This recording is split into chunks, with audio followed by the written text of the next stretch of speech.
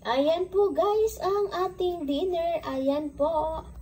Okay na po yung ating gulay po guys. Ito yung nakuha po natin sa ating gulayan. Ayan. Ayan, hindi tayo nagsabaw na po dyan guys. Kasi may natira pong sabaw kaninang tanghali na sinigang. Kaya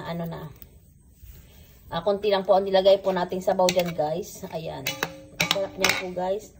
Ayan, sarap na po ating dinner dahil sariwa po natin kinuha sa ating taniman po yung ating mga gulay-gulay guys. Ayan po guys ang aming dinner. Ayan po.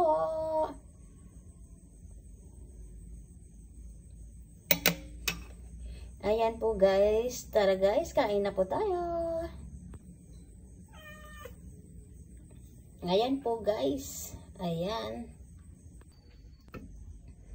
Ayan po guys, sabaw pa natin to guys. Ayan, kaya hindi na natin sinabawan ng marami po yung ating gulay kasi mayroon po siyang natirang kaninang tanghali, yung sinigang po guys. Ayan, mayroon pa pong natira.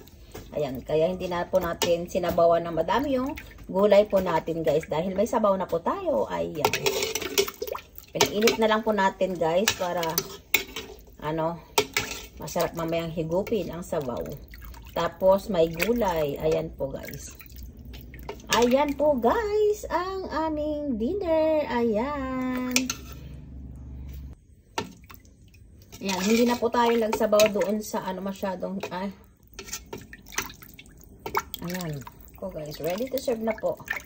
May gulay tayo at saka may sabaw. Ayan po guys. Ayan po guys. Tara guys, kain na po. Ayan. Thank you guys for watching. Bye. Ayan, okay na to kasi mainit na po yan guys.